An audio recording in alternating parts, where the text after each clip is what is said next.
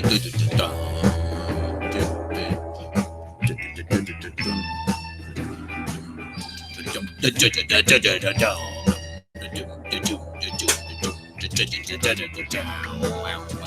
everybody, it's Monday!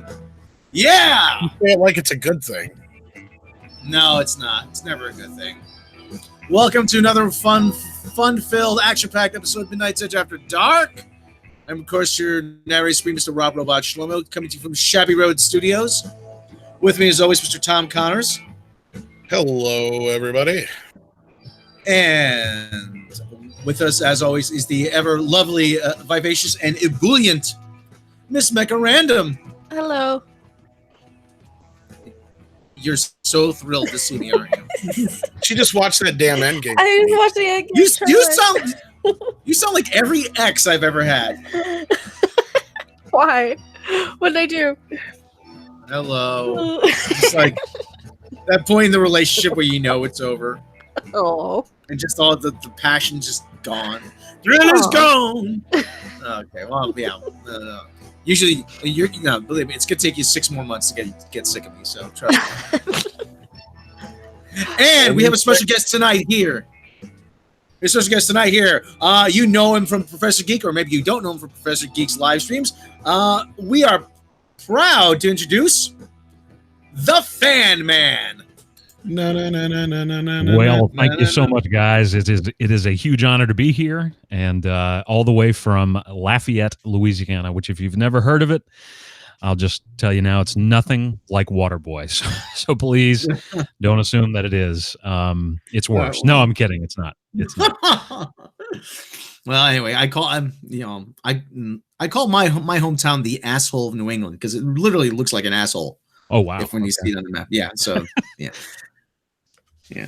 So anyway, enough about our shame here. So let's speaking of a whole new shame. Yeah. Yes. We got some new Captain Marvel. We got some new Avengers might as well be Captain Marvel. New Avengers Endgame footage. Well, it is all about Captain Marvel in this one, isn't it? Yes, because she's special. It's all about you, sweetie.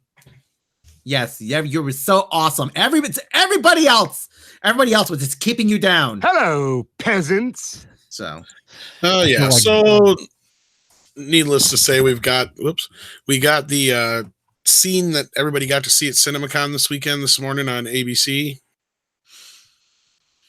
Mm-hmm.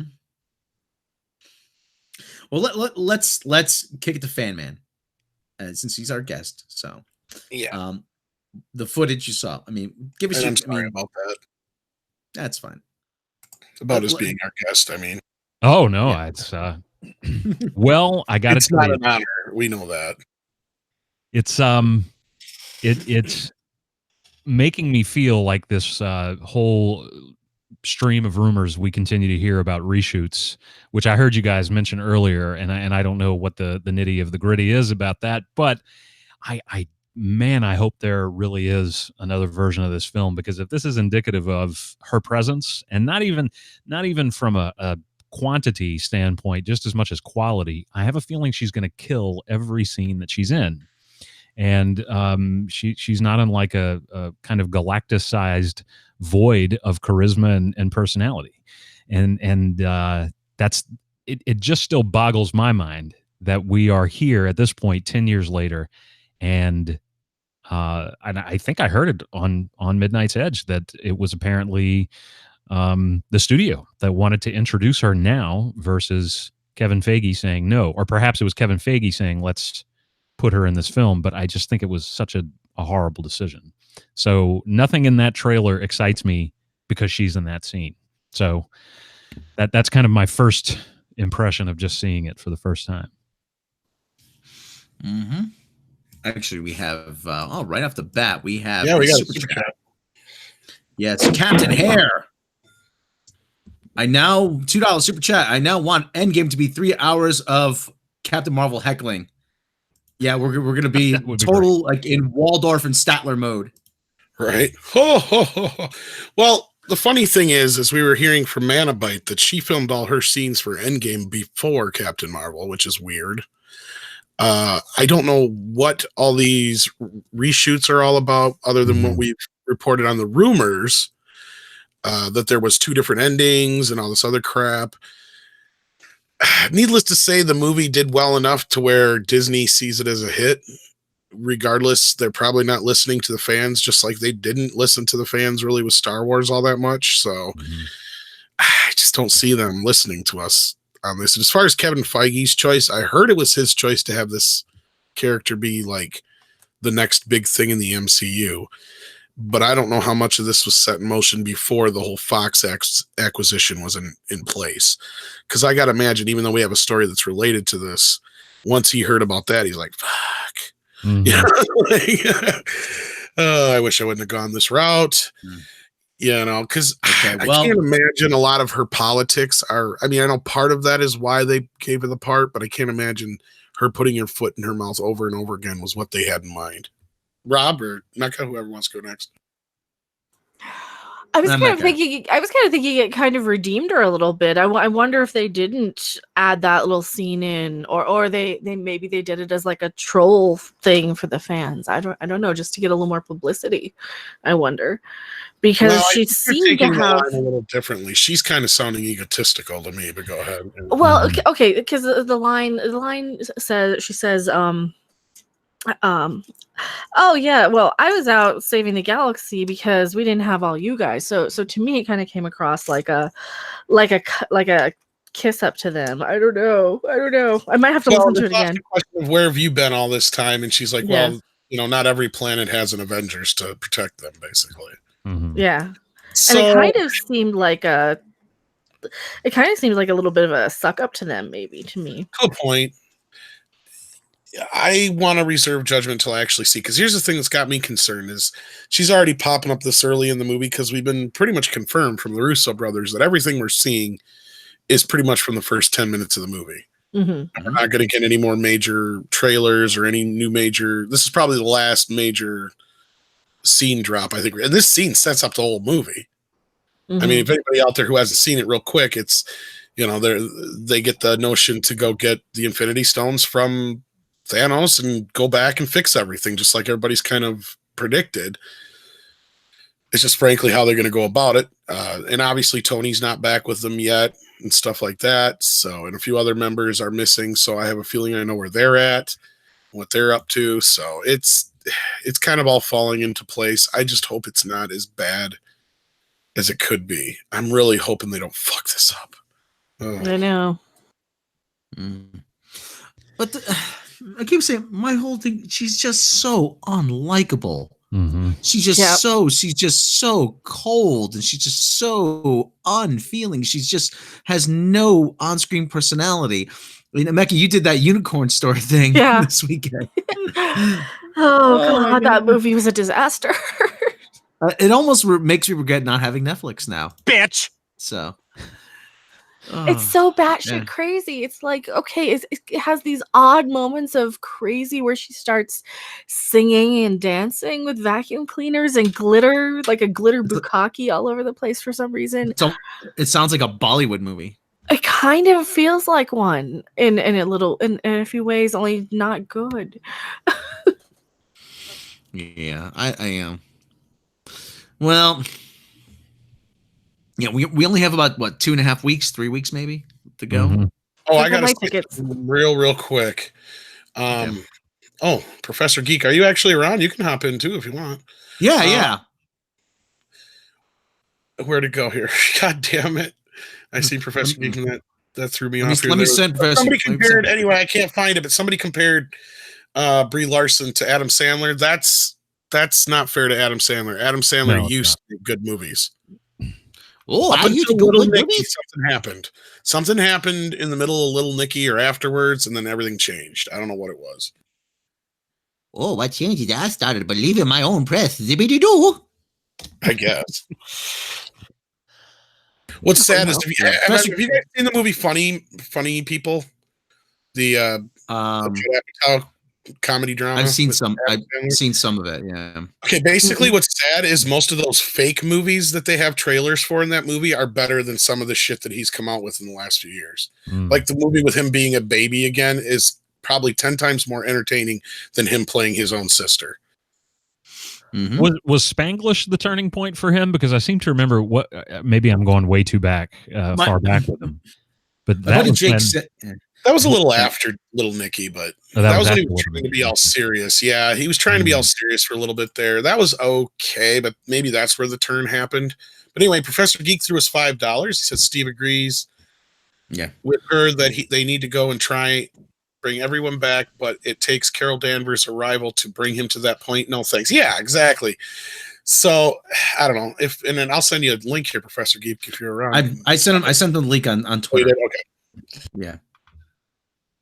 So yeah, but my buddy Jake says Little Nicky is the Sandler line. Everything after that is just all downhill. And yeah, but I agree. Like I said, I totally agree. But it's looking more and more like Brie Larson has no line. there is no Brie Larson never was line. line to begin with. Yeah, even that movie she won the Oscar for, I still don't get that. I don't understand. She was not that great in that movie. I don't know. Room. I don't know if anybody else has seen it here on the panel. I didn't see it. But no, you're tearing me apart. Everything she's in is so memorable, though. She's that actress where you're like, oh yeah, that was her. That's her entire career. She's like drywall. I mean, she's really just kind of there. Hey, I've worked with a lot of drywall. Okay, drywall is far more interesting than Brie Larson and has much shape with your backside. Yes, well, the only thing that I remembered her from, actually, because I mean, I certainly knew the name, and I thought, okay, I've seen her before. I didn't see Room. I know it won an Oscar, which to me at this point is about has the same validity as a Nobel Prize. Not that we'll go down that road, but I thought, well, okay, Brie Larson, and I remembered her from Skull Island, but she was by far the most forgettable part of Skull Island when everybody else was really having fun chewing the scenery and really enjoying the particular genre of action and giant monster film. Here she is just kind of being there, and I thought if you can ruin that, if you can't even have fun in that, then there's no chance for you as a superhero. And she's and again, I know I don't want to anticipate our next story here or a future story, but I've said it for a long time that I think Scarlett Johansson was the bigger star and she had the bigger following. Even her character of Black Widow, the bigger following. Where was her movie? Hell, even 6-7 years ago, 5 years. Yeah, ago. you're not wrong. Yeah. Well, before we go on, we'd like to welcome Professor Geek into the chat. Yes. Wow. Their audio actually worked, Professor Geek. I'm like, yeah, we don't have to wait like 10 seconds. Yeah. Midnight Jets After Dark is filmed before a live studio audience. So. That's a throwback for everybody who remembers that. Yeah, welcome, Professor Geek. So thank you. Yes. So yeah, so Clerks kind of ruined that joke because they did the best one ever, because they used to do that before every animated series, and then one of the last ones was Clerks is animated before by a live studio audience or something like that. Yeah. And they've done. God, I missed that show. With that. Yeah, I remember when Homer was doing the voice of Poochie, he said about, is this going out live? No, that would put a tremendous strain on the animator's hands. So yeah, shit. We got another super chat, Rob. Oh, wait, super chat. Let me see. This episode brought to you by Captain Hare. Captain Hare, $5 super chat. I advocate an alternate ending where CM goes mad with power and they do the Ant-Man dies to Thanos. Did you see if somebody animated why that wouldn't work? Somebody actually got in trouble. Thanos would catch him and he'd be like, "Oh no, you can't do that, child." He would make Ant-Man regular size, shrink himself, and go up Ant-Man's ass. I thought maybe Thanos has no sphincter. So I mean, we don't know that for sure either. That's a good point. Why would he need one if he's immortal? He's omnipotent, omnipresent, etc. I don't guess he'd need one. Yeah. Well, maybe he likes a steak every now and then, and he needs a way to get rid of it. That's true. Well, here's my 2 cents about the trailer release there.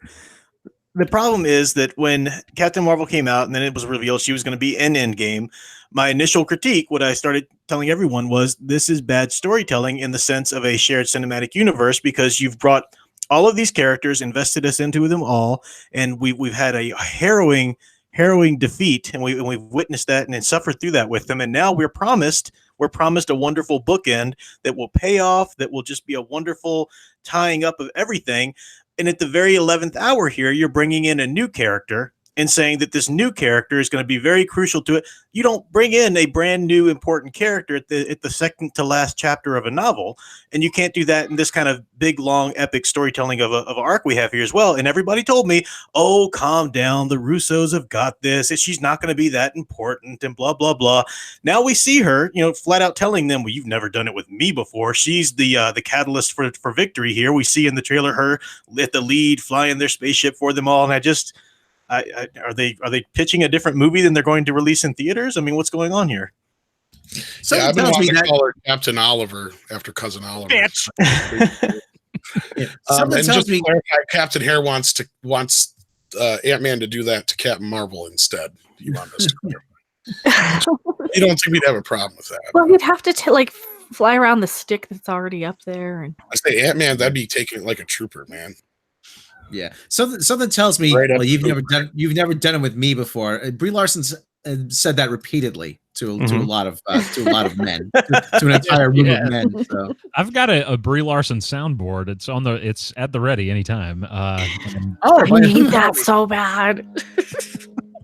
She did an interview with Variety that I love that. Watch. I don't know if any of you saw it, but I made a video about it. You did, yeah. Or not the Variety one, the Wired one, where she's Google autofilling.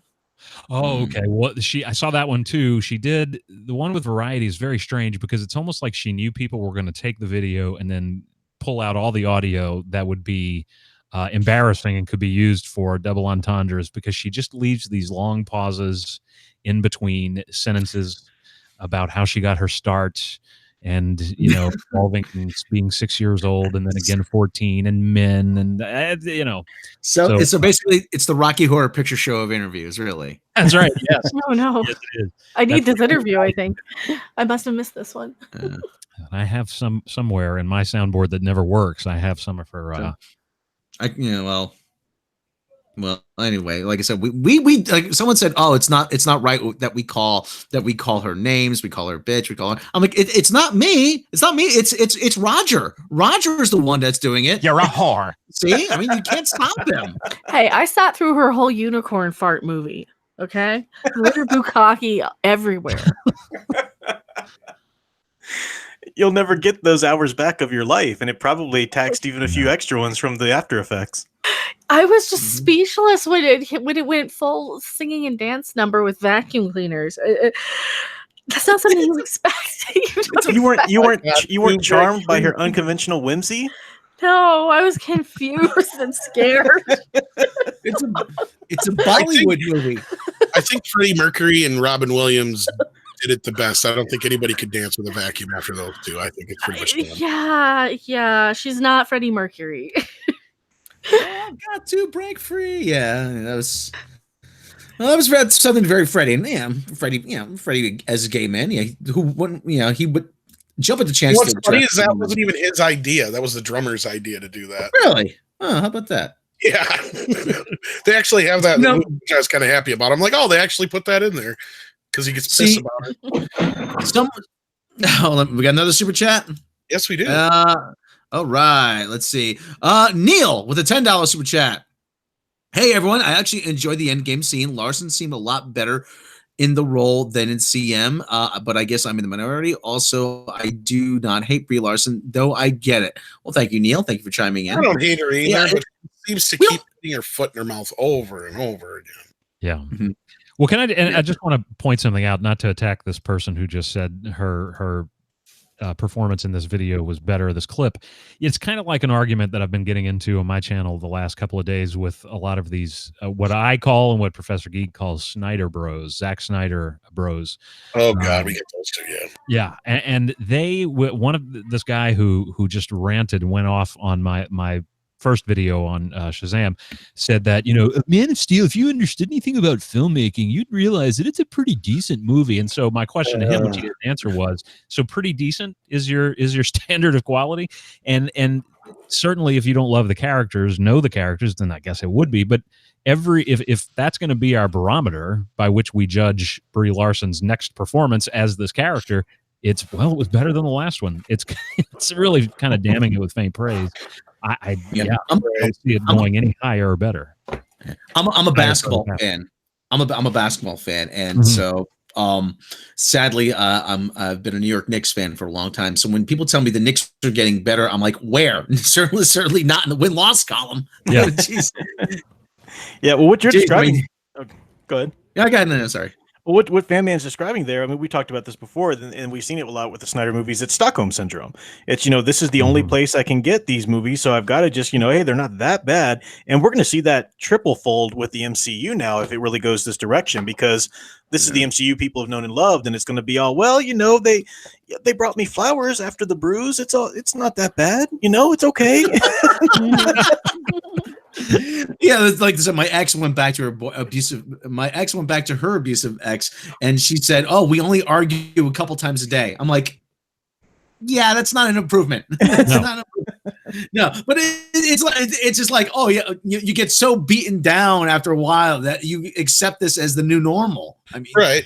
But well, and there is that aspect, because I too was not a fan of the film, but I didn't carry the big hate boner for her. I'll admit, Rob was, you know, a bit worse about that going into the movie. But after the movie, I'm just like, this has got to be one of the most mediocre, if not, in my opinion, worst Marvel movies ever. I mean, it was lower than Iron Man 3 and Iron Man 2 and some of the other ones that people gripe about all the time, Thor: The Dark World, stuff like that. I'd rather watch those any day. And what were you going to say, Rob?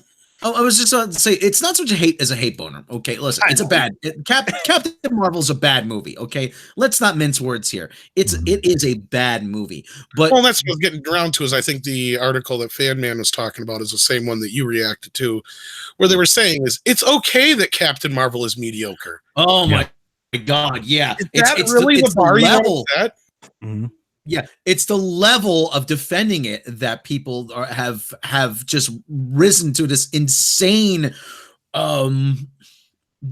self-delusion that they have to, like, and now this is the bar. Now it's okay that it's a mediocre movie. No, it's not. It's not okay that it's a mediocre movie. We got another super chat. We actually have two of them. We got two super chats. Damn it! You're not my supervisor. John Jeanette, 100 Hong Kong dollars. Seen too many similar situations. Not that good looking, not that talented.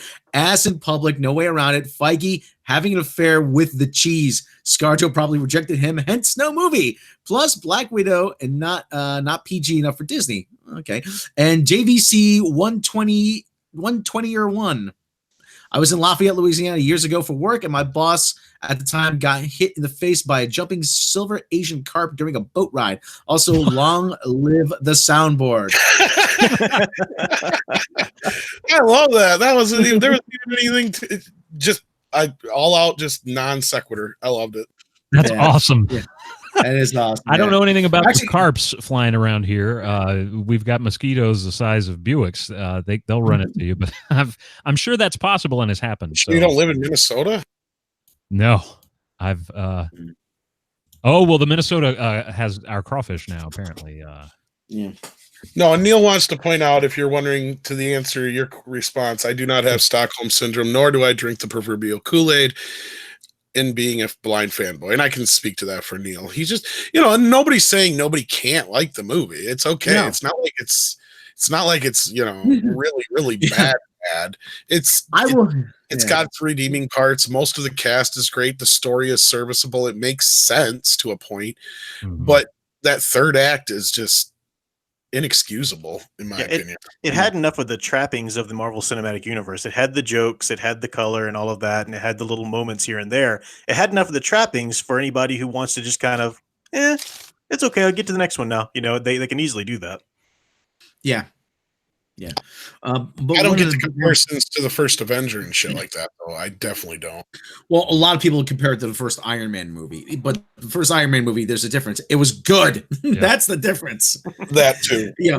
Because you related to and you loved the character of Tony Stark. He was human. Oh yeah, he was likable, and she's human-ish, kind of, maybe.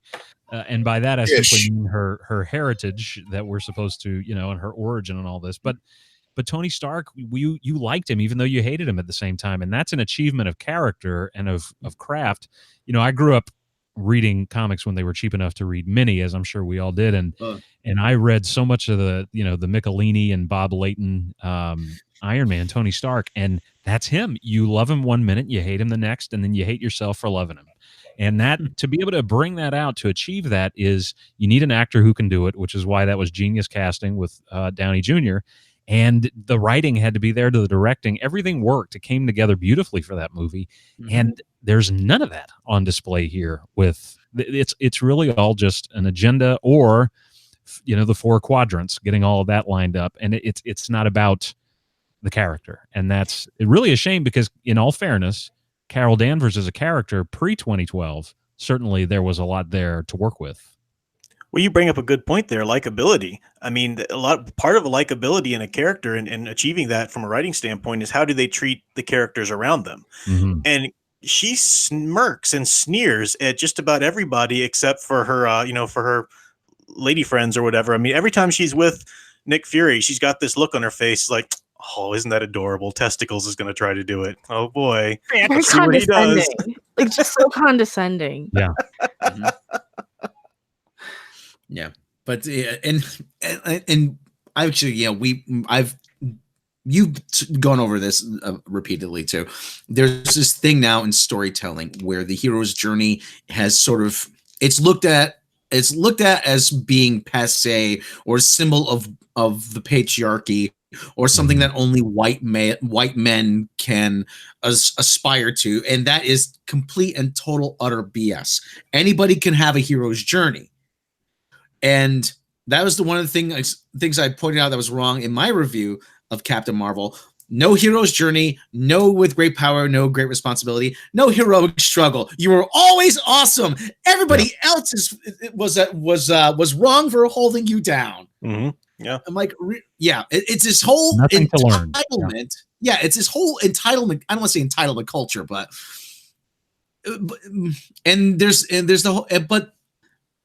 there's this other thing is, oh, well, this movie wasn't made for you.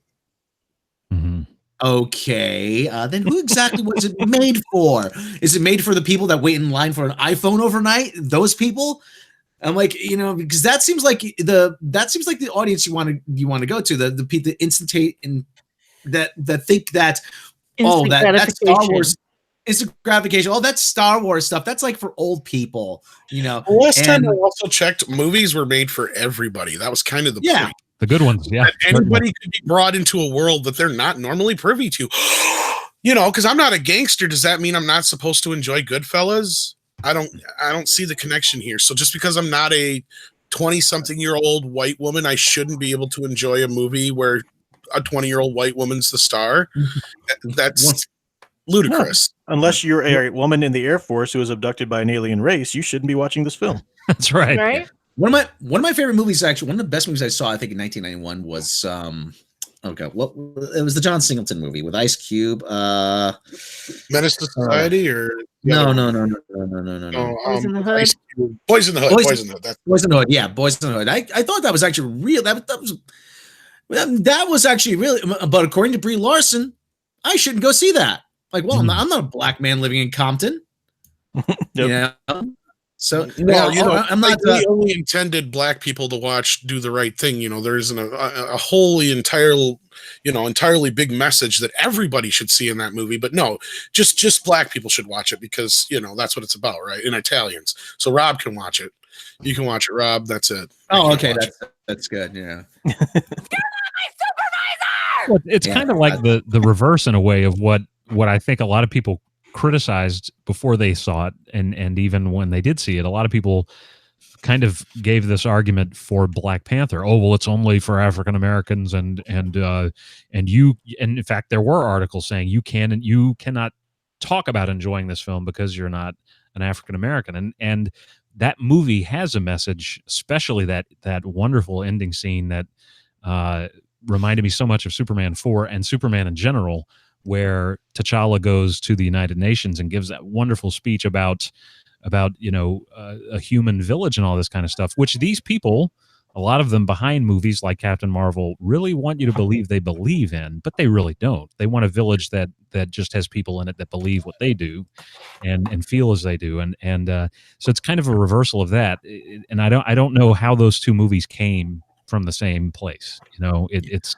It's very surprising that they could make that much of a dive from Black Panther, which really did have a message about what happens when we are kind of not looking out for everybody and when we don't see merit in people who are different, versus this movie, which the actress has said, if you're white, you have a penis, you're out. And not interested. And meanwhile, the biggest crime about this movie for me is that when I was reading comics, Captain Marvel was an African American female from New Orleans, represent, and I guess she was too woke for Marvel to use back in 2012. They needed a white, blonde-haired woman with blue eyes. So, yes, not down with your wokitude, as it. That's right. But the other thing, I always. It was so funny though. They always talk about Black Panther being for we're celebrating African culture. I'm like, yeah, okay, fine. You want to celebrate African culture? Okay, that's fine. But just remember, this is a movie that was about an African superhero created by two Jewish guys from New York. That's right. And made by a company founded by a white guy who was suspected to be an anti-Semite, and promoted by a Japanese car company. I mean, so it's about as far away from celebrating African culture. The big difference in the end, though, the only thing that really matters here is that Black Panther was a decent movie. Captain Marvel wasn't. Exactly. Yeah. Whether you liked it or not, most people, even Neil in the chat, has admitted, it's not the best of the MCU. Well, in comparison to the other MCU movies, it's way down there. I mean, we're talking almost prequel to, Last Jedi level, in my opinion, in Rob's opinion, and I think even Random's, right? Yeah, it's even if you look on Rotten Tomatoes, if you look in the audience scores, it's the lowest in audience scores, like the absolute lowest, even after they fixed it, after they deleted 50,000. Yeah. One of the things that concerns me too is that the film, her origin film, there established her, and I've heard a lot of people say, "Well, I didn't see any kind of social political propaganda in that movie," and I'm thinking, what were you watching then? I mean, come on, sweetie, it's called a cockpit for a reason. And so they've so established that to be a part of her character, and they just surrounded her with that normally you would think, okay, well, that was that director, that was that movie, maybe this won't be as prominent in some of the team up films or something, but I don't know, it's kind of built into her DNA as far as the MCU goes now, and I'm wondering how much of that's going to shine through even in Endgame. Right. And I don't know if anybody else noticed who saw the movie here, because I think Fan Man's the only one who didn't. Right. That, I think it was her brother character was supposed to be, or something like that, to where the one who tells her to slow down because she's taking the corner too fast. Yeah. And they actually show one shot of them laughing and having a good time. It almost seems like he was supposed to be one of the only positive male role models in her life, and they cut most of his shit out because we don't even know who he is.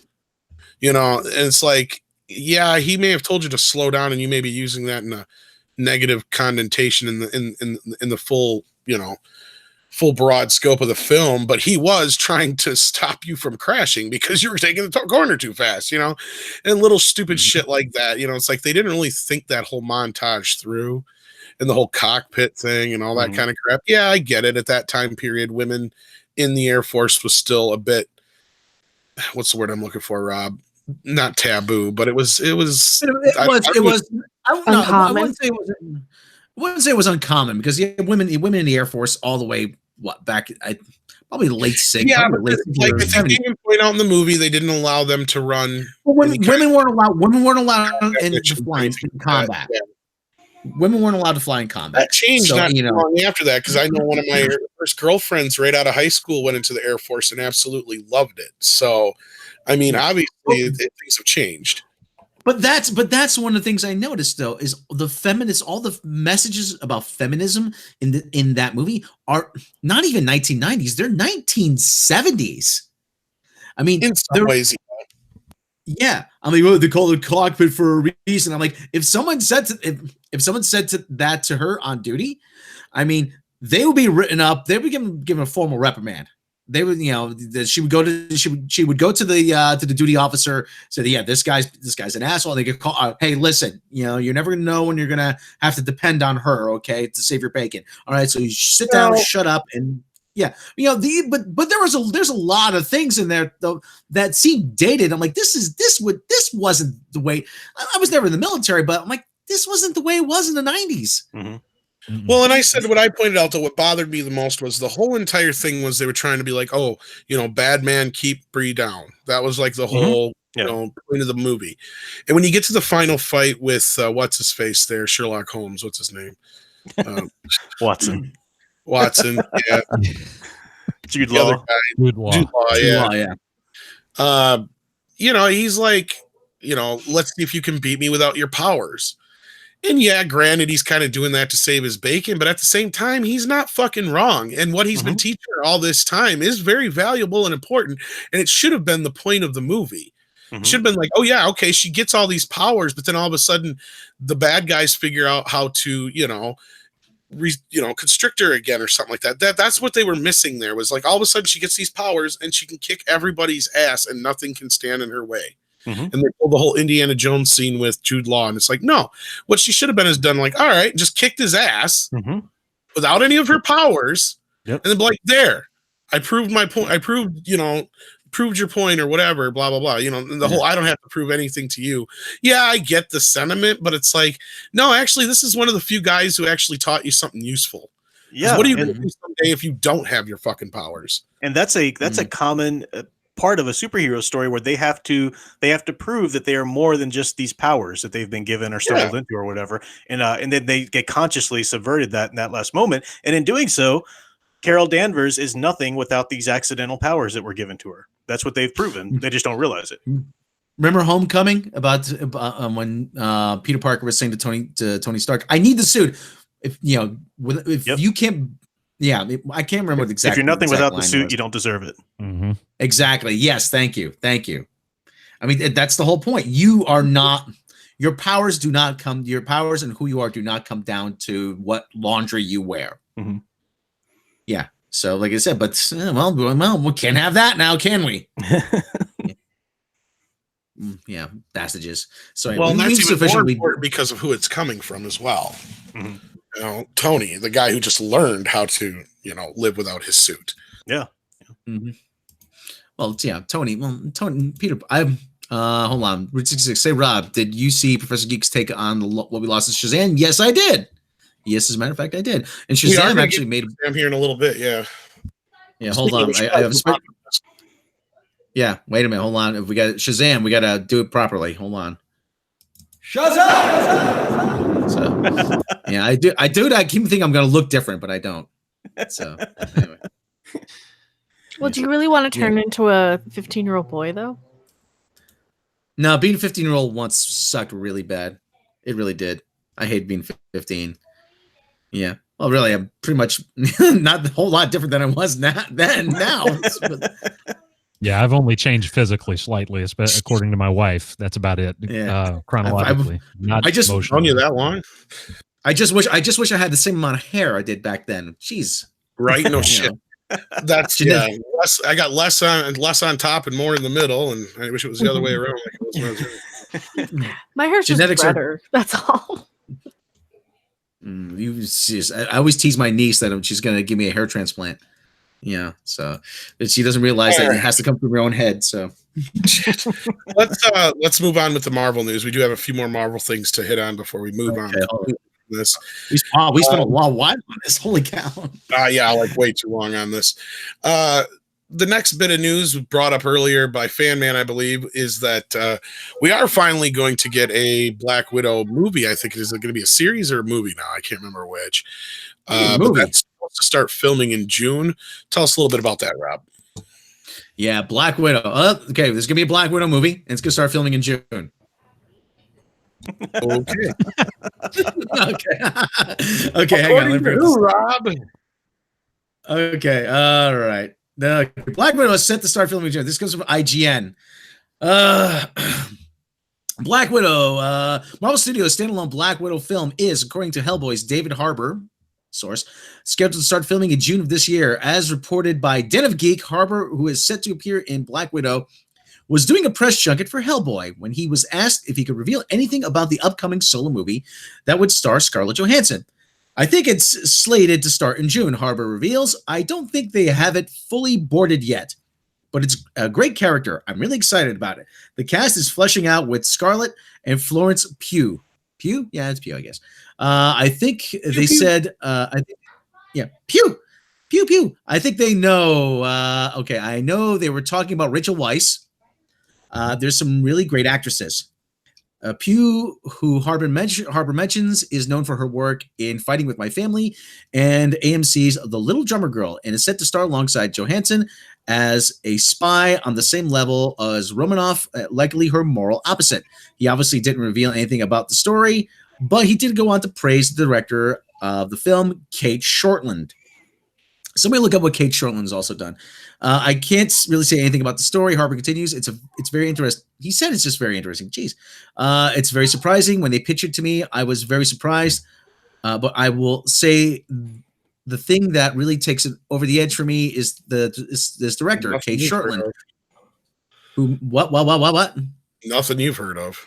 Yeah, I'm looking at Somersault, Berlin Syndrome. It came. Okay, well, Smilf. It came. Smilf. Yeah. It came out back. Crazy boom. So in 2012 or something. She's a phenomenally sophisticated filmmaker, really brilliant, really passionate, and it's just a beautiful human being. Okay, yada yada yada. And okay, he's gonna appear in Netflix, Stranger Things. Johansson take on Advantage, Thanos Avengers. Nobody cares. Okay, all right. So this is one of those movies that's gonna be on the Phase 4 slate, and there's still, as we keep saying, there's still 3 movies that have been unnamed, and that'll also segue into our next story too, Rob. Remember? Which was how long it's gonna be before we see the X-Men in Phase 4? Oh yeah. Oh yeah, from Marvel Studios has a 5-year plan for Phase 4 that probably, in parentheses, does not include X-Men. Okay. After making 22 movies that tell one cohesive story, while grossing was $20 billion worldwide, along the way, what's Marvel Studios president Kevin Feige to do next? The same thing all over again with a whole new set of toys. April 26th release of Avengers Endgame will bring closure to the first 11 years of Marvel Studios films. Then in 2020, the company will start Phase 4 of the cinematic universe, the next chapter of the larger story with new heroes, all of which will feel the impact of events of the past. Plus, now that Disney has acquired 20th Century Fox, those stories could potentially include the X-Men. According to Feige, though, fans should not hold their breath for that. It'll be a while, Feige told IO9. Who are IO9? Why are they getting interviews with Kevin Feige? When asked about bringing the X-Men into the MCU, it's all just the beginning of the 5-year plan we've been working on. We were working on before any of that was set. So really, it's much more for us, less about specifics of when and where the X-Men will appear right now, and more just the comfort factor and how nice it's that they're home, that they're all back, but it will be in a very long time. Okay, the 5-year plan is likely to start with movies such as Black Widow, The Eternals, and Shang-Chi. I wish we had a Bruce Lee sound effect for that, and others. Unfortunately, Tom, do your Bruce Lee voice. What would you like me to say, Rob? Oh, okay. I was expecting you to go Wah! Or something like that, you know. Unfortunately, list of topics Feige's unwilling to talk about in depth. Phase 4 is even higher than Avengers Endgame. 2 things are seemingly too closely related, and any acknowledgement of the myriad of news out there about Phase 4 could potentially ruin something in Endgame.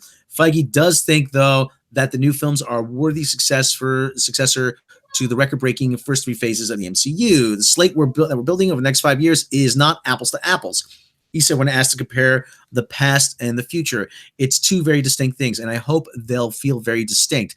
But there is similar mentality going into it, which is how can we continue to tell stories with some characters? Okay, this goes on and on and on and on and on. Okay. Right. Well, basically what we gather from this is what we've known all along. It's going to be a little bit before we see any of these characters in the MCU. Otherwise, they wouldn't be letting Dark Phoenix see the light of day. Because if they wanted to bring X-Men in now, they'd be like, get that thing out of theaters. We'll just eat it. They're not eating anything, actually, because, it's free money to them right now. That's assuming, of course, if it does make money, which I don't think it will. Well, it doesn't have to do anything. That's the thing. It's already been paid for. Disney paid for it. It came with the deal. You know what I mean? It's like, yeah, I guess you could take it as a percentage of the $70-some billion and whatever, but.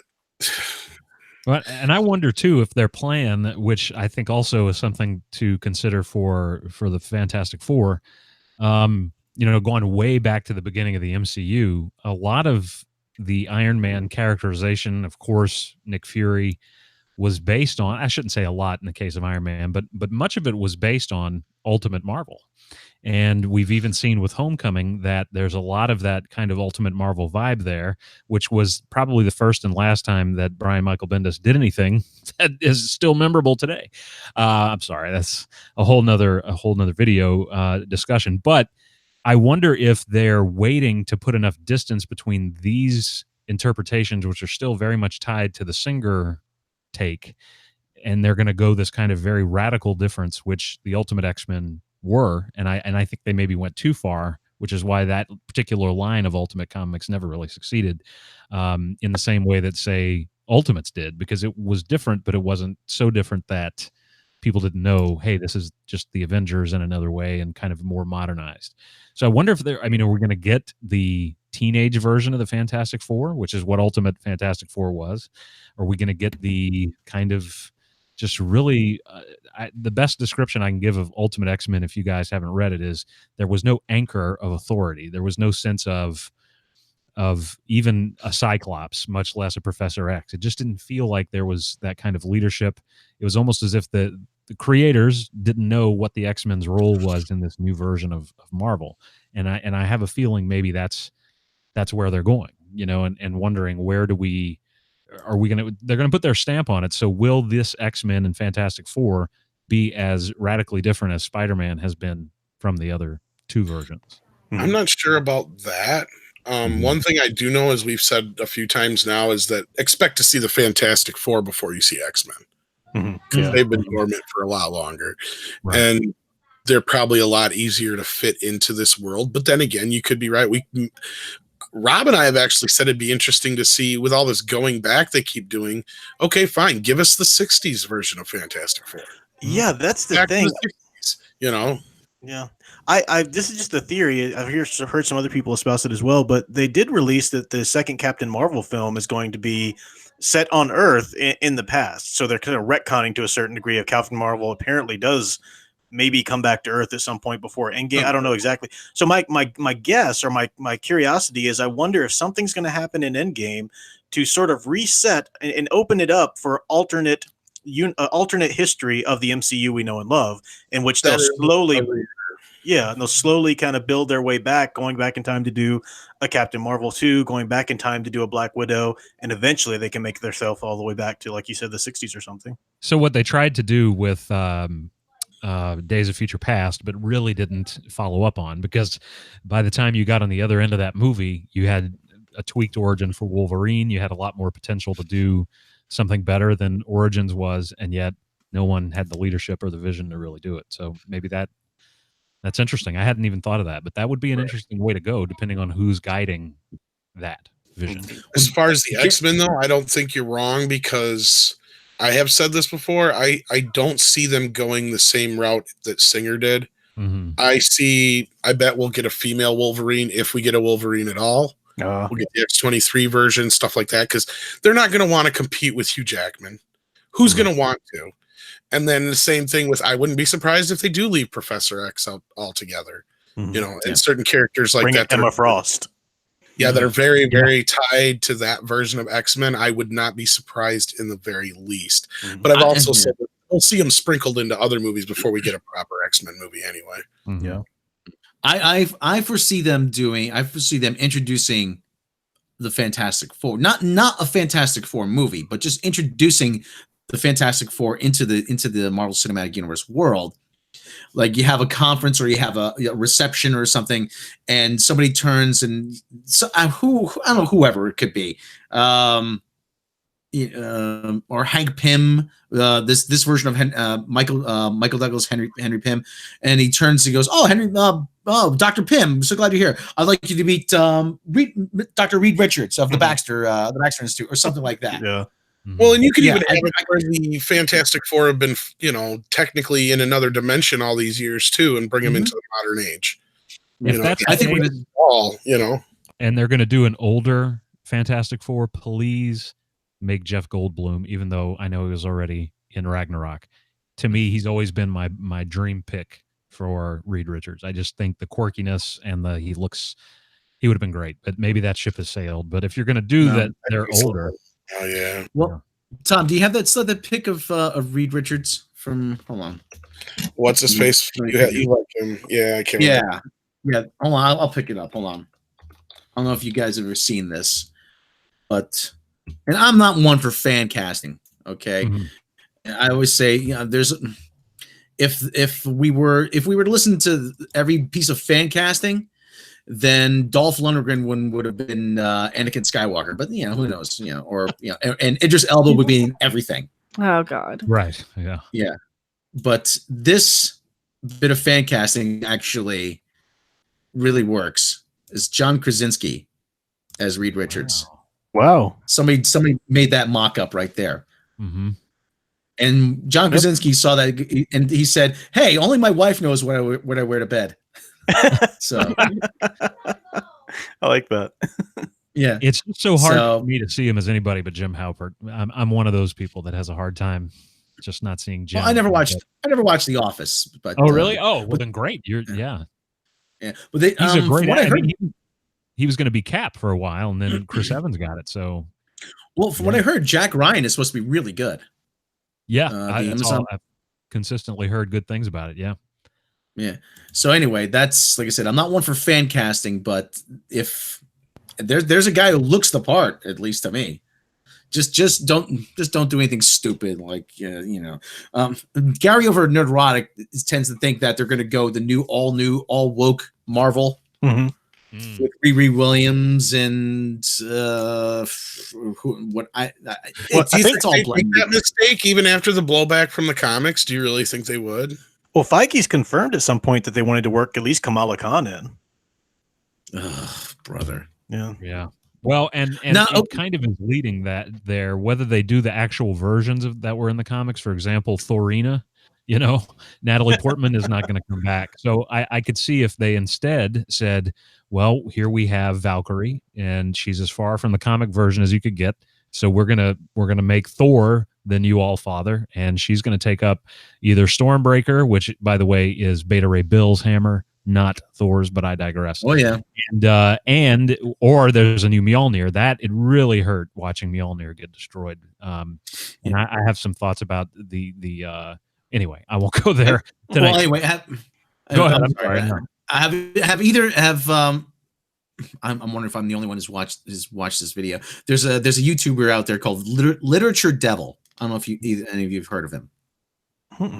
No, but he does a great video on, and he comes forward with the premise: are the old heroes better, or are we just suffering from nostalgia?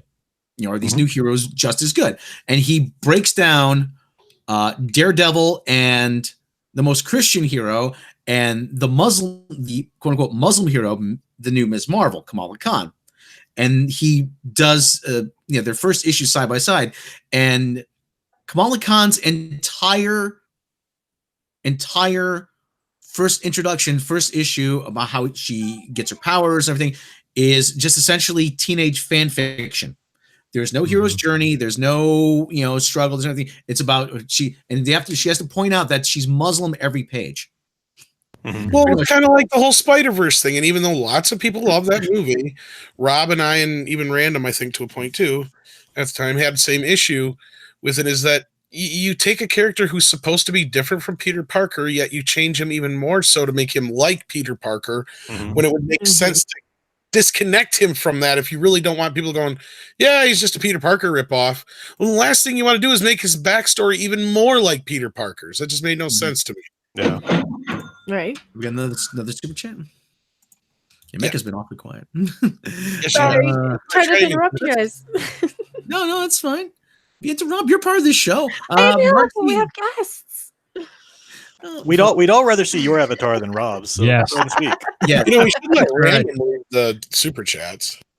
Yes, you read the super chat, Random. Read the super chat. Mark C, $5 super chat. I want Patrick Wilson as Reed Richards and Alice Eve as Sue Storm. Yeah. Well, just for the record, I'd rather look at Random's avatar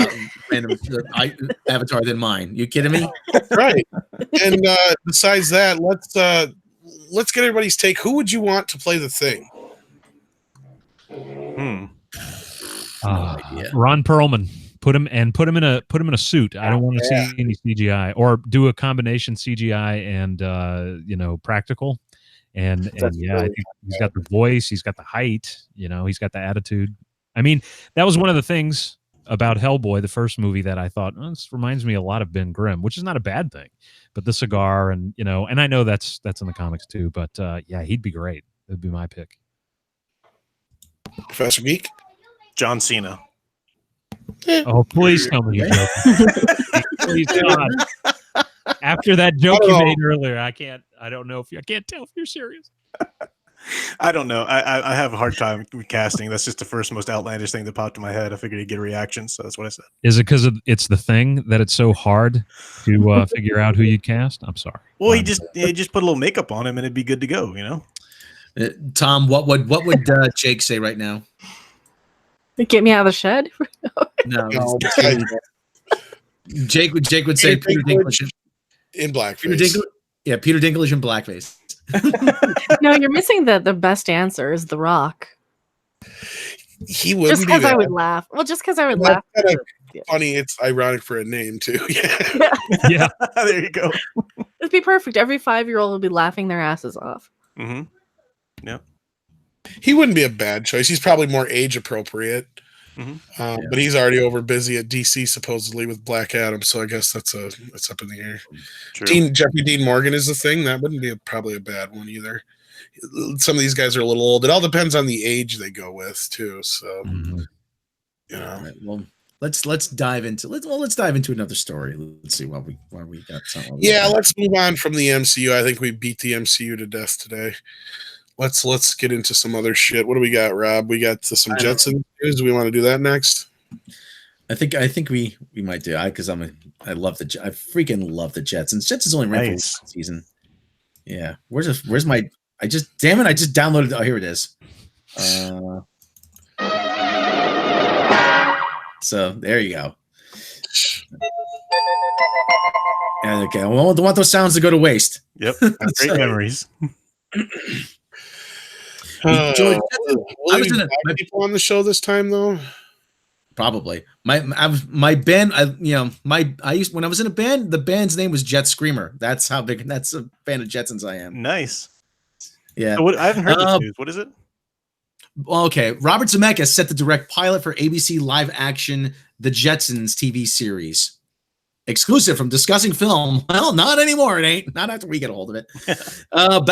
Back in August 2017, a live action TV reboot of the 60s Hanna-Barbera animated series The Jetsons landed a pilot order at ABC Studios.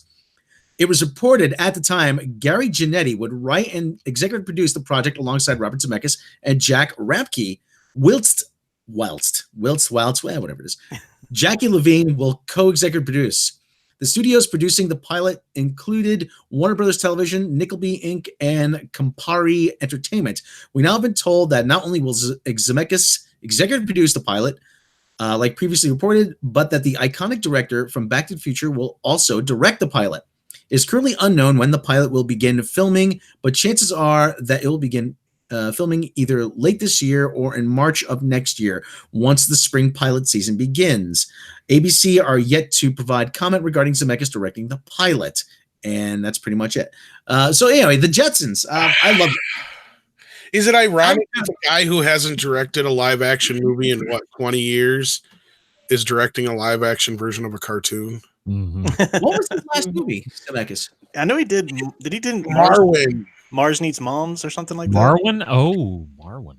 Yeah, which is technically live action, but it's filled with a bunch of his not stop motion, Jesus, Motion CGI, capture. motion capture stuff, just like his last 5 or 6 movies have been. Gotcha. He did that Christmas Carol movie. He did the Polar Express and a couple other between there.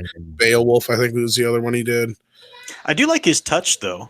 I like his sort of lighthearted touch to films. My only desperate concern about this is I pray they do not go the route that the comic book did, because they recently brought the Jetsons back in a comic, and I heard some people say some good things about it, but no, they took the Jetsons premise and they said, well, we can't have with Jane, we can't have Jane a stay-at-home mom. No, we're gonna make her a super top-notch scientist. She's gonna be a scientist, and that was just such a. I mean, already in the cartoon, she was the common sense and the rock of the family anyway. But no, we've got to make her a scientist too, because that's the world we live in. George is already pulling down a pretty good salary, working 3 hours a day. I mean, exactly. He's still a hapless widget maker, by the way, so he doesn't get changed. Boy, that Space is a slave driver. I had to push the button on and off twice today. Isn't that sexist, though, to make her have to work a job as well as take care of a family? Yeah. I just wonder if so Marwin bombed. So is this why he's in television now? Is that perhaps what's going on? This Forrest Gump too. Yeah. And then if it's on ABC, I really don't have a whole lot of hope for it. Just like I'm very glad that wasn't that probably just because they own the TV rights to it, I'd imagine, because Warner Brothers owns all the Hanna-Barbera stuff. Mm-hmm, right. Wasn't it on ABC back in the day? Or was it CBS? I can't remember now. I don't remember either. I just watch it on Boomerang. Well, they used to do the commercials for the Flintstones and shit. I'm trying to remember. I think it was CBS, wasn't it? Help us out here, Rob. Yeah, well, Time Warner owns Cartoon Network. Well, he owns them now. They own them now. Yeah. But back in the day, I think Hanna-Barbera is owned by Warner Brothers. And the Hanna-Barbera stuff they bought them 30 years ago or whatever it was. But I can't remember if the Flintstones were on ABC or CBS now. And then the Flintstones and the Jetsons were both on ABC. Okay, that's my question. Thank you. Okay. That's why it's on ABC is because they probably own the broadcast rights still, or whatever. Yeah. If only one of us had access to the internet at this moment. Get my damn question. I know he knows the answer. He knew the answer. All right. So all the Hanna-Barbera stuff throughout the years was always on ABC, whether it was Super Friends or Laugh Olympics or Wacky Racers or whatever. All right. Racers, man, that would be awesome. With Penelope pit stop action. Oh yeah, stop that pigeon, stop that, and we're demonetized. I just really don't want. Still monetized. Last I looked. Let me look again. Sorry, go ahead. No, I'm just really. Anytime Hanna-Barbera comes up, and Professor Geek knows this, we've talked about it. I get really nervous that anybody's going to say Space Ghost and then remind Warner Brothers that they own Space Ghost and then say, hey, Zach, you want to do Batman in space? And then I'm done. I give it up. I'm done at that point, Did you hear about the horror remake of Banana Splits? I did. I've seen articles about it. Yeah. No. Oh god. I had a friend that said, that's good. They should be a horror show. They were scary as fuck when I was a kid. Yeah. They were, but what's next? What's next though? A death metal reboot of Captain Kong and the Cools? I mean, geez. Mm-hmm. Sure. They've been doing this kind of stuff in the comics. When they did a Wacky Races, they brought it back as a post-apocalyptic death race. I was like, are you guys freaking kidding me? I'd actually kind of be on board with that if he had all the same kind of characters and shit. That'd be some wicked ass. They were pretty unrecognizable though.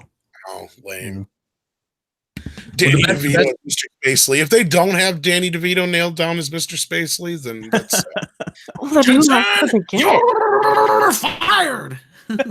Isn't he getting a little too old though to be Spacely? You throw a quick on him. I guess they could de-age him a little, but Oh yeah, you don't look that old. He's still on that one show, ain't he? Always Sunny in Philadelphia, that's been on for like 20 years. I think so. Yeah. Timon Flip, Herculoids. Yes, that was always the one I used to like, the Herculoids. I think there's been talks of that one getting a reboot. Well, Herculoids, though, you had like two strong parental figures. You had the son, and then you had there was like a hierarchy, but nobody was sort of looked down on because they couldn't do anything. But it was really cool, though. You know, everybody had their role, and everybody performed their role to the best of their ability. What if they turn around and try and make the Jetsons like a really hardcore drama? Yeah. Have Judy. Well, no, like Mr. Cogswell or something. Spacely Sprockets. You have all this like corporate espionage, and I'm worried they're going to go the route of Mockingbird Lane. Did you guys ever hear about that? I know what you're talking about. Somebody also brought up Riverdale, though. But talk about Mockingbird Lane. I remember this stupid fucking idea. Yeah, that was Bryan Singer was involved, and it was the hope to bring the Munsters back on television. So they did a pilot, and they had Eddie Izzard as Grandpa, Jerry O'Connell is Herman. But the problem was that it was none of the characters recognizable. Herman just looked like Jerry O'Connell. What's her face's point of view too? Anyway. Yeah. The niece, I can't remember her name. They're like a mixed marriage, and it was just going to be a lot about some family drama and some social issues. And the thing is, the Munsters was about social issues, but it wasn't that heavy of a touch. It was that was the whole point. So yeah. The funniest thing was when Grandpa Al Lewis was at the Howard Stern FCC rally. He says, "We all have a purpose in being here. And I just say, F the FCC." He's up there saying F the Grandpa Al Lewis. He's right, though. F the FCC. Oh, yeah, they'll probably make Elroy gay now. Oh, good God. Oh, yeah. No. Or Judy. The woke Jetsons. The Wokesons. Or Elroy was already probably borderline to begin with. So Elroy, he was all about the dick. They'll make Elroy autistic. That's what they'll do. They'll be like a savant, because he was always fooling around with all his inventions, Mm-hmm. Yeah, so but they'll make him a savant or something like that. Idiot savant. Elroy wasn't gay, and then Black Phoenix. We don't talk about that. Judy will be an activist of some kind, I'm sure. Yeah. Oh yeah. Then she just turns into Haley from American Dad then. Mm-hmm. Well, does anybody remember the Jetsons movie from, what was it, 1990, 91? Yeah. Oh, yeah. I remember. Back to do the original voices except for Judy. They forced in Tiffany as Judy. Mm-hmm. It was so off. Yeah. That's all I remember. And then they introduced this new fucking character, this little alien thing. Orbity. Yeah, it was like, Orbity. Oh God, I don't remember it being so good. I wonder how it is now. I just remember as a kid. I'm like, this is not that good. I'd rather watch the Jetsons meet the Flintstones again. We got people actually in the chat asking about what's happening with the Johnny Quest film. Nothing's happening with the Johnny Quest film, at least. As far as I know, it's just happening. That's all I know. Yeah, that's we covered it a while back. And yeah, it's probably in pre-production still, but they're supposed to be doing all kinds of Hanna-Barbera. I hope they have canned the idea of having a fucking crossover universe.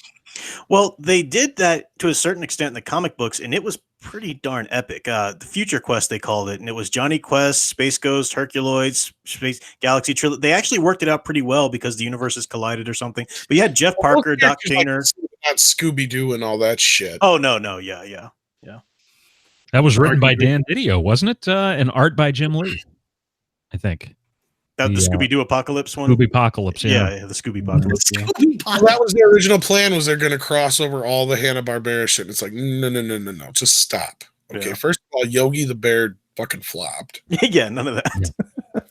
That was probably the best Yogi Bear movie you're going to make. I'm sorry. That's just because that's like a one-note character. I mean, it is what it is. He goes after the picnic baskets, guys. He's the Roadrunner and Wile E. Coyote, but he can talk. You know, that's all he really is. It's nothing that special. The Flintstones and the Jetsons are where the fucking money is anyway, besides the other ones mentioned, like Herculoids. But see, those and Johnny Quest can be made into more serious fare. The thing I'm worried about the Jetsons is what are they going to do with this? Are they going to keep it in the comedy realm? If that's the case, why do they got Robert Zemeckis? Why didn't they go for Seth MacFarlane? Oh, You know, yeah. that. Tom, you left your knife over here in my childhood. I don't know if you want to come back and get that or not. Yeah. I want to see. Scooby-Doo and the Jetsons and the Flintstones, agreeably, I'm sure you all can understand. That's where the toys are going to be sold. Yeah. Sure. Yeah. You know, and the Flintstones was how big back in the early 90s with John Goodman? That movie It was pretty big. It was pretty decent. Yeah. I still have the glasses from wherever it was, McDonald's or whatever, the Flintstones. I know it did more than 100 probably Nice. at the box office even then, which would be like a couple hundred now at least. So I want to see Seth MacFarlane's version of Flintstones. I really do, because every time he did a Flintstone. Why is your dick in my ass? Well, Fred, I flipped over the thing and I tripped and it fell in. Wow, that's a good Barney. Barney. Yeah. Because every time he did something about the Flintstones, it was hysterical on Family Guy, and he does those animated shorts. Fred and Barney trying to get into a club, and they have one. Seth MacFarlane did an animated short. Fred Flintstone takes a dump, and all you see the stall, and you see his feet, and all you hear is. And it's just the simplest thing ever, but it's hysterical. Oh boy, We're out of toilet paper. We're out of rock paper. Oh boy, last time I have the dodo eggs, you know. So I'm never going to Taco Shell again. That's what I imagine, like a Seth MacFarlane Flintstones being. Just like these. Yeah. Oh boy, I go to Taco Shell. It's just like how he said the big thing was he had no idea how to do. They were trying to update certain things, like how do you make iPods modern? I'm like, you open it up and you have a little bird singing inside of it. That's all. I mean, Yep. Exactly. I mean, there's ways to do it. They said Fox he pitched it to Fox, and he said they liked it, but they didn't love it. That's why that was the first problem, pitching it to Fox. Yeah. Well, I guess that's well, where else are you going to put something like that, though? Really? Yeah. Because the first episode would probably be like, you know, Barney and Fred getting found out that when they're supposed to be going bowling, they go to the strip club or something. You know, that's probably what the first, something like that. Wilma saw I had an erection. She thought something was up. Hey, Fred, maybe we should really go bowling this time, huh? Barney, it's Titty Tuesday.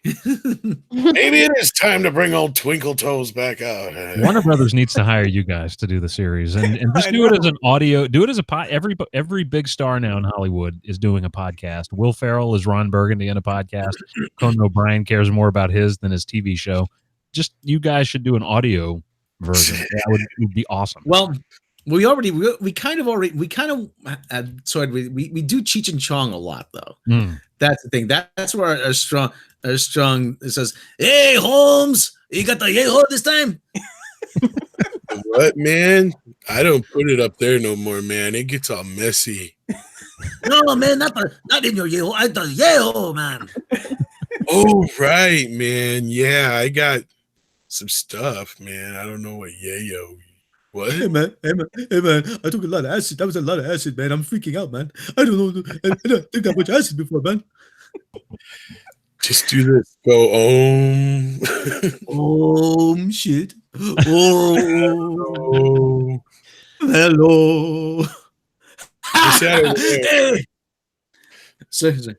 Sir, I need to see your license. Isn't it back there on the bumper?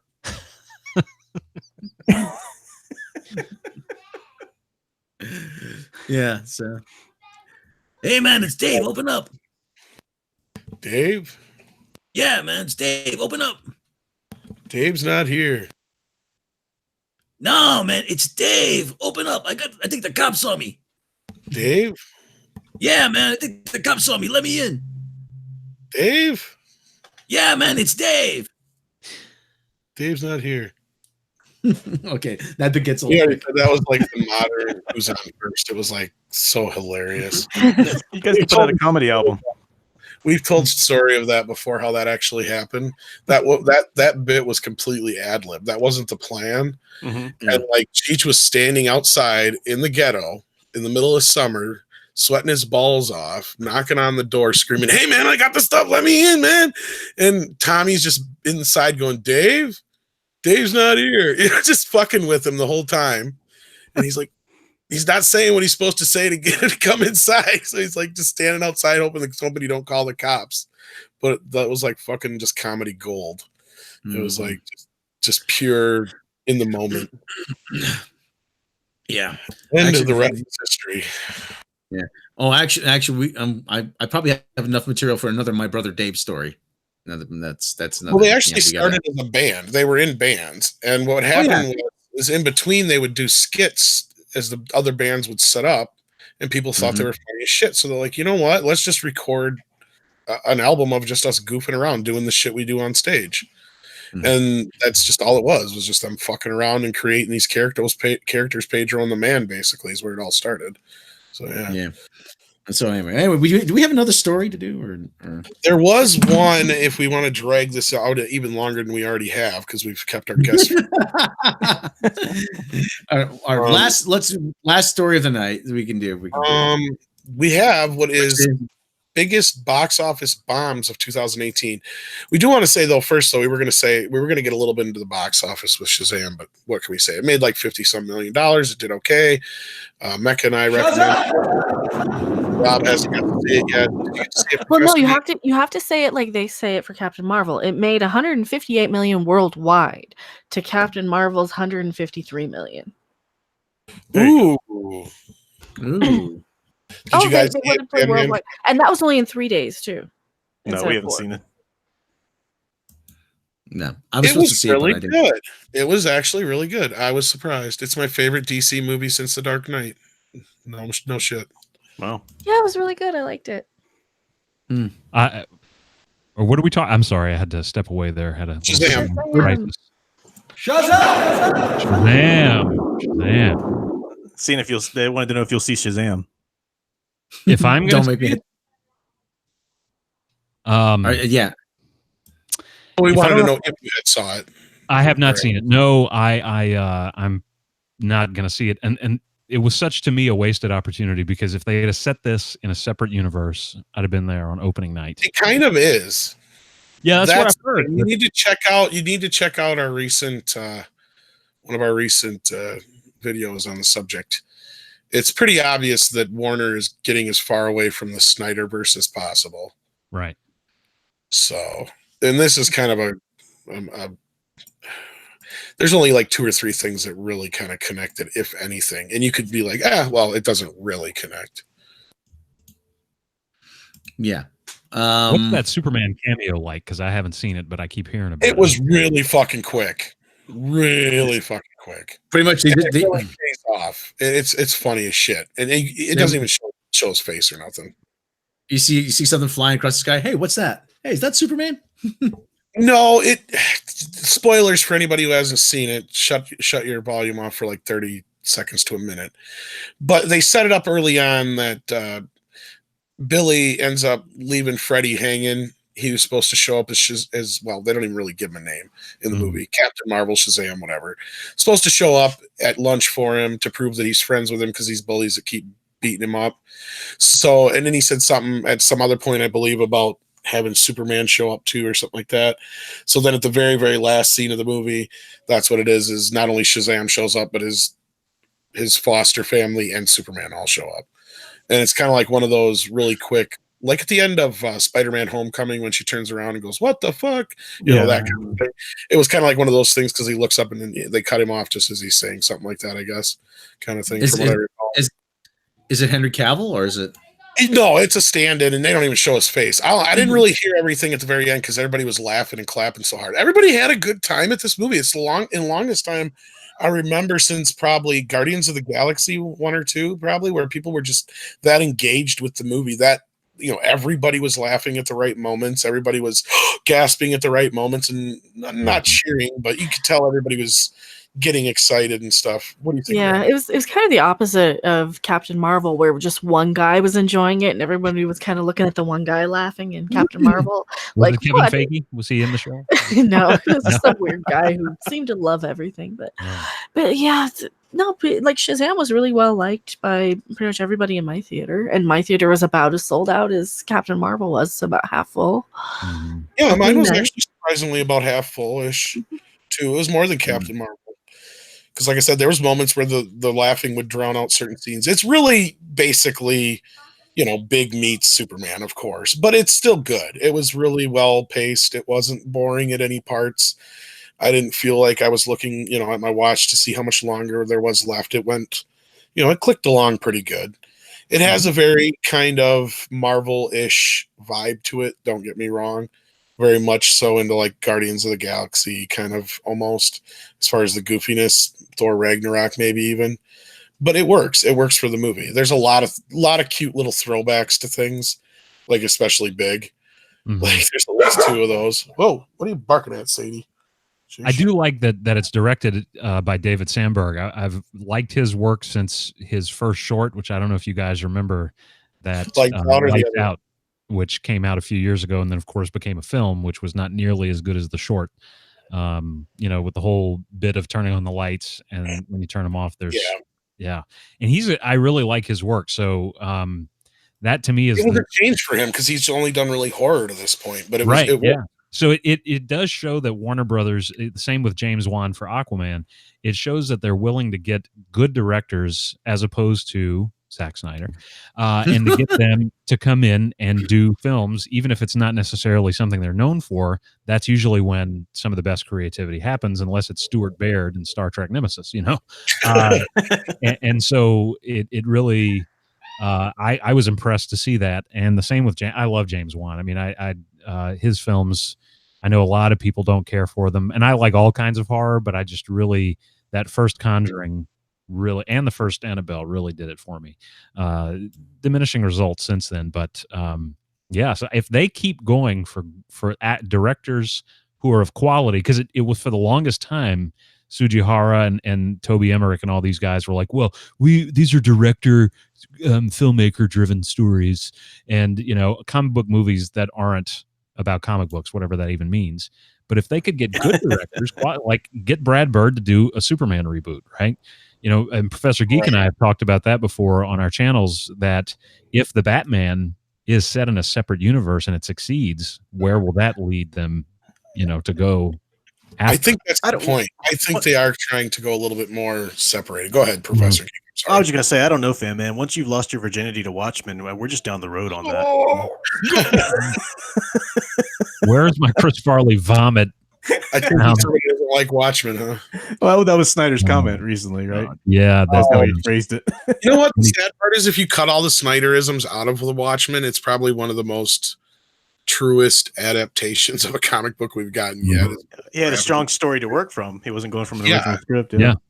Yeah, but if you cut out all the slow-mo crap and the other Snyderisms, it's probably a decent movie. I like it, but the problem was he took that as an Elseworlds and chose it as the barometer for all superhero movies. Correct. That was the problem. Yeah, even Alan Moore has said that and Frank Miller's even said, I never intended this to be the new norm. This is just a what if angle. And of course the comic book industry and then the film industry said, no, this must be successful. I remember that's one of the reasons I was so frustrated after The Dark Knight, when Warner Brothers, and I don't remember who the exec was at the time, came on and gave a press conference right around that time, or comments to the effect of, all of our films going forward will take this approach.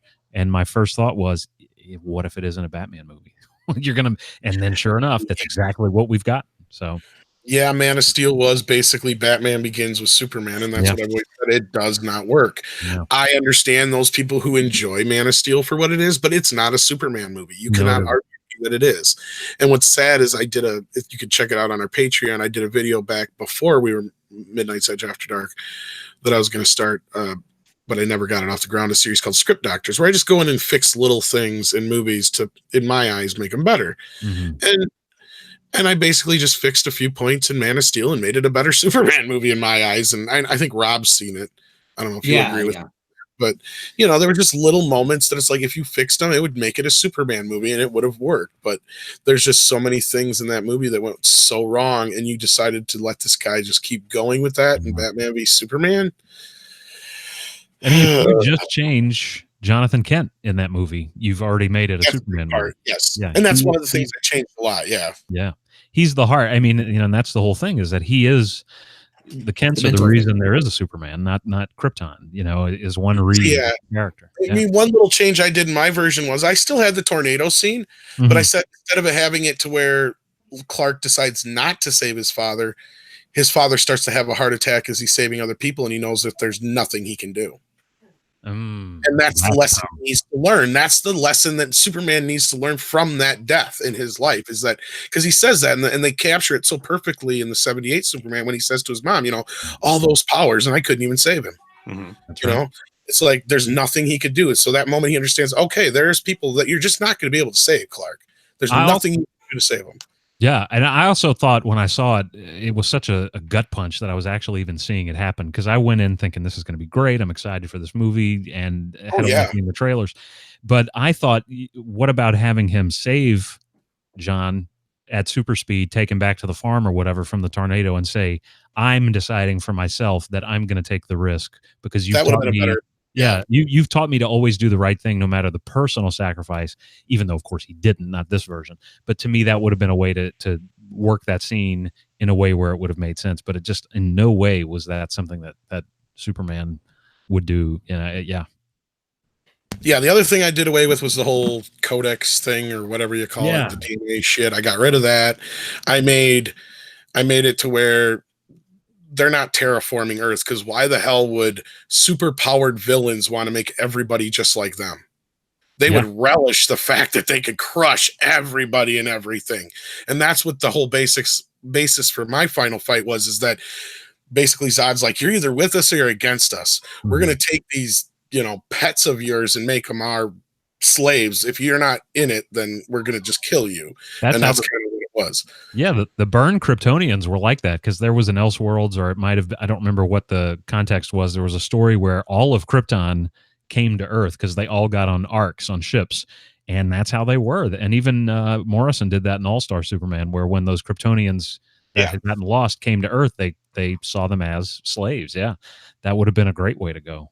And then basically they even missed the opportunity, because they showed when he first got in that one fight, when he screwed up their suits, they had a hard time adjusting to Earth. So it's like, okay, that's the key there. That's how he beats all four of these super powered villains, because he's already got the advantage. Right. He knows, you know, how to use his powers. He can breathe on Earth. He knows if he fucks up their suits, then they'll be out of it for a few minutes, blah, blah, blah, blah.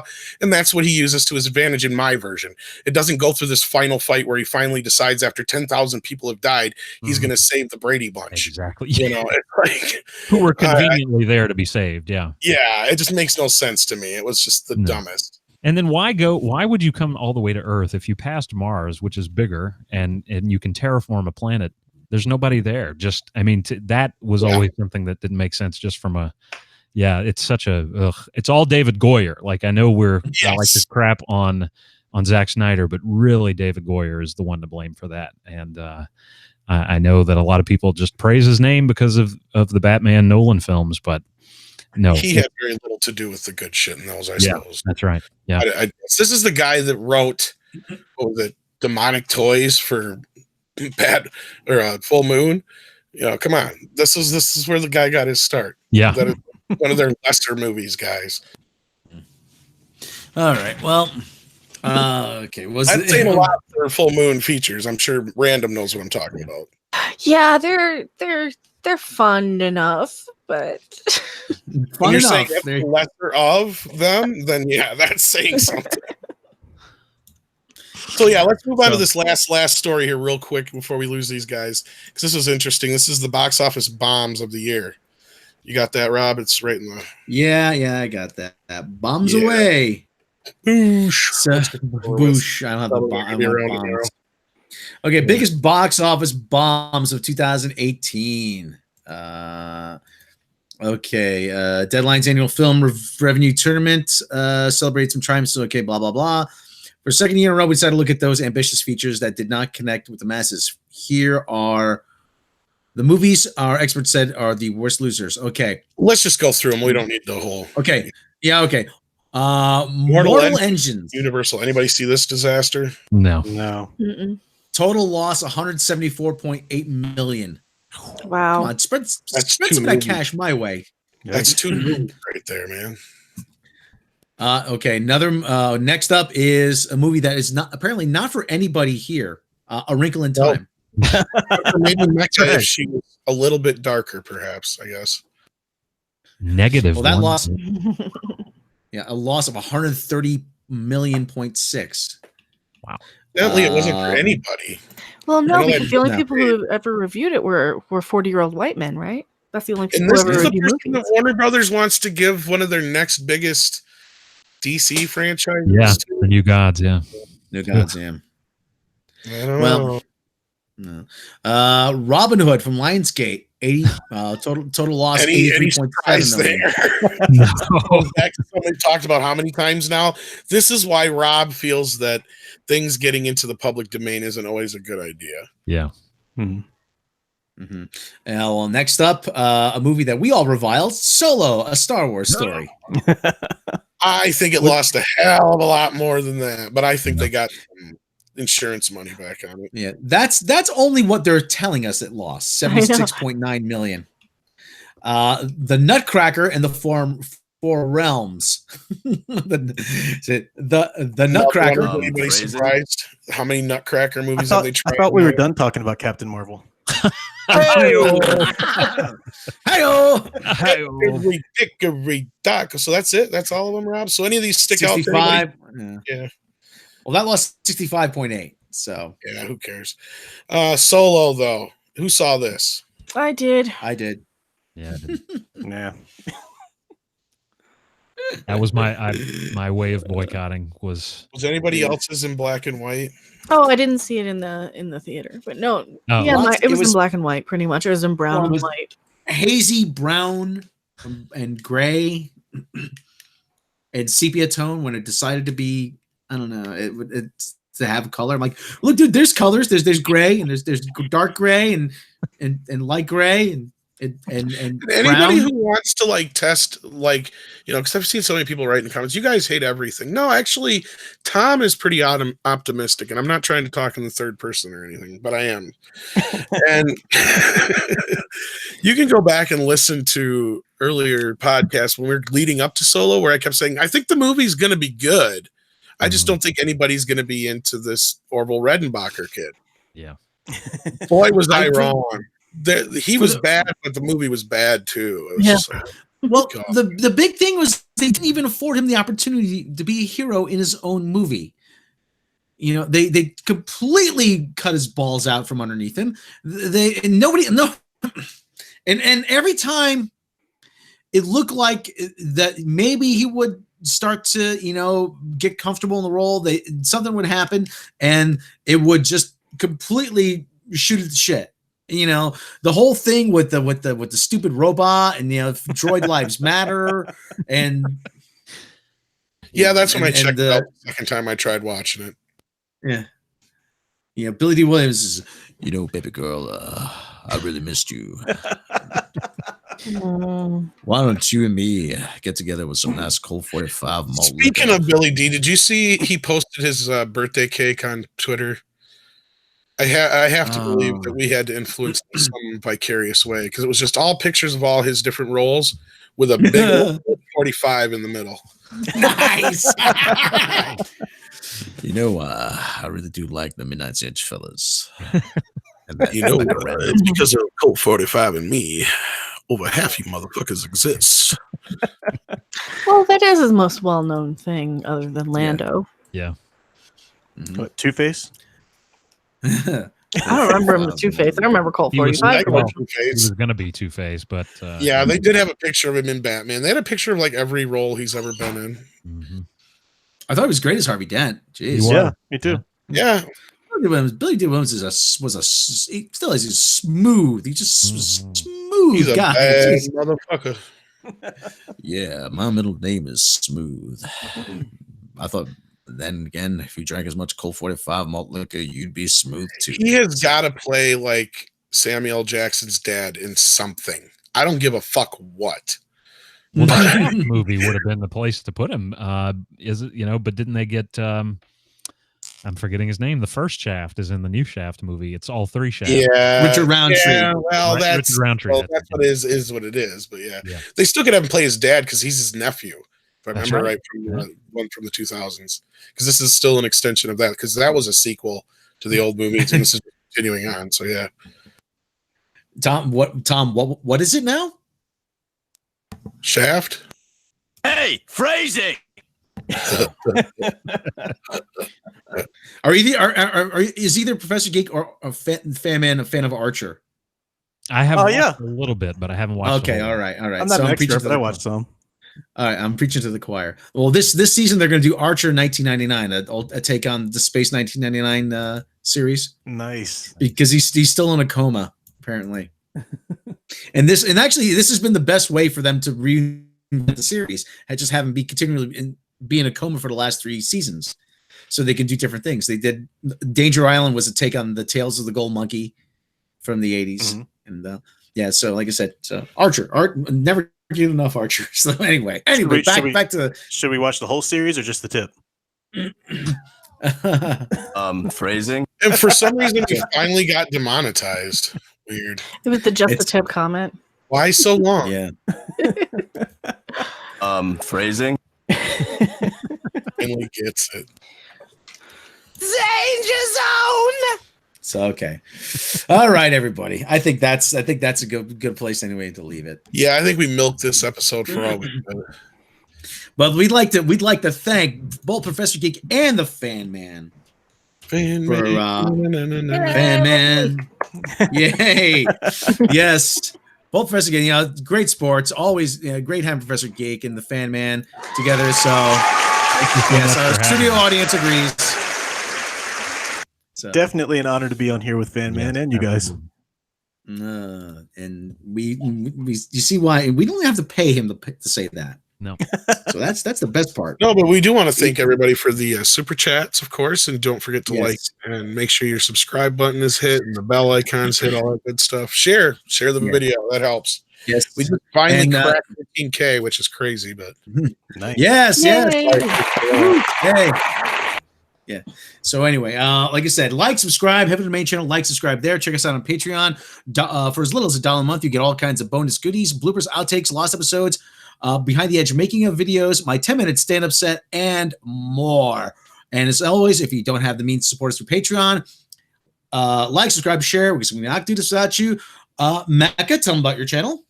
Hello, I am Mecha Random 42. I complain about Discovery and talk about pop culture, the biggest sci-fi stuff, and I complain and rant a lot. So trigger warning. I always have to put a trigger warning out there because a lot of new people come out and they're like, "You're so negative with Discovery." Yeah, that's because it's bullshit. But it was a diversity in comics first turned me onto your channel. He was talking about you in one of his videos. Good stuff. Oh, I love him. He's great. Yeah, and as you can see, she's easy on the eyes. So yes, it's a good picture. It is very good. Professor Geek, tell them about your channel.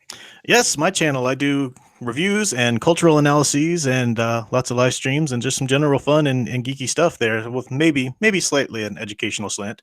So yeah, check it out. And if my avatar icon there has piqued your interest at all, I do have a graphic novel currently on Indiegogo, and I'll drop the link in there while Fan Man's telling me about his brilliant channel everybody should check out. Yes, Fan Man, your channel. Well, thank you for that setup, Professor Geek. Yes, I have a channel that only recently has blown up, which I'm really excited about. It is the Fan Man with a hyphen in there, not the Fanboy, the Fan Man. And I do I talk just about everything that we've talked about tonight and more. I also did podcasts for a very long time that only Professor Geek and a few other people, Big Al being one of them, want to give him a shout out, listen to. And so my content sometimes is archaic. I get picked on by Professor Geek for that. But I do videos now, not so much podcasts. So please check it out, and daily content there, and more cool stuff to come, including I'm going to try my hand at, and again, it's an art form that I don't think I can really achieve, but I'm going to try my hand at the mystery boxes and the action figure reviews. I've done a few, and they've been pretty terrible, dumpster fires. But I'll give it a try, see if I can improve it. Good stuff. And he's selling himself short. But if you're really a fan, check out his long playing records. There's some good stuff too. You know what, Professor Geek? Does I smell a rivalry coming, son? Hey, let's keep it friendly now. All right. So, all right, everybody. Thank you, everyone. Yeah. Anyways, thank you everyone for joining us. Check out, check out these gentlemen's channels. Check out Mecha's channel. Check out our friends Doomcock, Gabriel Nerdrotic, Egotastic Fun Time, Clownfish TV, SC Reviews. Check out a bunch of other channels. Anybody else we should check out? Oh, Mary Mayhem. Check out her channel. Yeah, our new friend Mary. She got a camera. We were able to get her a camera when we did the karaoke stream over on her channel. That was for a good Are you gonna cause. try and get her on here, Mecca, one of these days? Yeah, if she wants to, sure. We've got a lot of people that I'd love to bring on. Yeah, and anytime you guys want to bring us over there, Fan Man, Professor Geek, to screw your shit up, just let us know. Absolutely. Yeah. Honored. Hey, what's Big Al's YouTube channel, Professor Geek? I don't remember it because it's so brand new. Big Al Presents. He's in the chat there. Okay, yeah. Big. Go ahead. Oh, go ahead. Sorry. No, he's got the just best check out Big Al's channel. Yeah. movie reviews that you'll find. They're on Facebook. Big Al's Review-orama. If anybody is still on Facebook, so all right, yeah, we'll have Big Al on soon. So, all right, everybody, thank you, everybody, for joining us. And there's the music, and we will check you out next time. I got a busted ass here. I don't see anyone kissing it. Rob, are you taking crack? I'm bohemian. Well, it's about time. I like big Asian butts, and I cannot lie.